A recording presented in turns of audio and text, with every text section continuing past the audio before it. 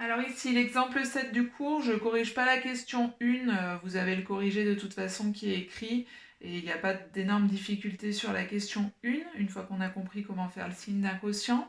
La question 2, on est sur une inéquation ici, où on a du x au dénominateur. Donc la méthode, ça va déjà être tout passer d'un côté. Donc si je passe tout d'un côté, ça me donne x moins 1 sur x positif. Ça, c'est la première étape dans la méthode qui vous est décrite. Ensuite, la deuxième étape, on vous dit il faut écrire sous le même dénominateur. Donc pour écrire sous le même dénominateur, ici, il faut que je fasse fois x et divisé par x. Donc autrement dit, ça me donne x carré sur x moins 1 sur x positif. Du coup, on se retrouve avec x carré moins 1 sur x positif. Bon. Et là, c'est pas terminé parce qu'en réalité, oui, j'ai bien un quotient, mais j'ai encore du x carré au numérateur. Donc cette expression, en plus, je vais la factoriser. Donc là, on va combiner les méthodes qu'on a vues pour les produits et pour les quotients. X carré moins 1, c'est une identité remarquable. X carré moins 1, c'est comme x carré moins 1 au carré, puisque 1 et 1 au carré, ça fait 1. Donc c'est du x moins 1 fois x plus 1 sur x. Du coup, j'arrive finalement à une inéquation à résoudre où j'ai au numérateur un produit et puis j'ai le sur x. Alors je l'ai réécrite ici, comme ça je me fais de la place. Donc, comme d'habitude, pour résoudre une inéquation, produit ou quotient, on va établir le tableau de signes. Donc, pour faire le tableau de signes de ça, il faut chercher là où les valeurs d'annulation et là où les valeurs d'interdit. Alors moi j'ai déjà mis au pluriel pour les premières et au singulier pour la deuxième. Pourquoi? Au numérateur, j'ai un produit de deux choses. Donc le numérateur, lui, il vaut 0 si x moins 1 vaut 0 ou si x plus 1 vaut 0. Donc ici, je vais avoir deux valeurs d'annulation qui sont x égale 1 et x égale moins 1. La valeur interdite, c'est lorsque le dénominateur vaut 0. Donc la seule valeur interdite, c'est x égale à 0.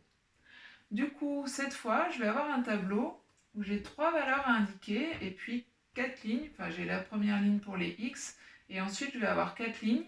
Alors, encore une fois, j'écris pas signe de juste par manque de place, mais vous l'écrivez bien. J'ai x moins 1, x plus 1 et x.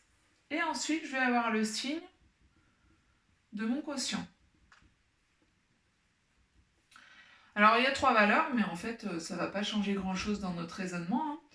Je les mets bien dans l'ordre croissant, moins 1, puis 0, puis 1. Et je remplis ligne par ligne. X moins 1, ça correspond à x égale à 1. Le m, c'est le 1 qui est là devant, qui est caché, qui est positif. Donc plus à droite du 0 et moins partout à gauche du 0. X plus 1, il s'annule pour x égale à moins 1. Devant, j'ai un 1 qui est caché, qui est positif, donc plus partout à droite du 0 et moins à gauche. Le x vaut 0 pour x égale à 0. Dans le x, il y a un 1, encore une fois, qui est caché devant. Donc, on a m qui est positif, donc plus à droite du 0 et moins à gauche du 0. Ensuite, j'applique ma règle des signes. Moins par moins, plus par moins, moins. En fait, lorsque j'ai un nombre impair de moins, ça fait moins, et lorsque j'en ai un nombre pair, ça fait plus. Là, j'ai moins par moins qui fait plus, avec le plus, plus. Là, j'ai un seul moins, ça fait moins, et là, j'ai que des plus. Alors, il reste à reporter les zéros et les valeurs interdites correctement. Les valeurs d'annulation, c'est 1 et moins 1. Et ma valeur interdite, x égale à 0. Voilà. Donc c'est le même principe que d'habitude, j'ai trois termes, mais je peux en avoir plus aussi. Ça ne doit pas vous gêner pour faire le tableau de signes. Il reste à résoudre l'inéquation, puisque la question c'était pas faire le tableau de signes, c'était résoudre l'inéquation.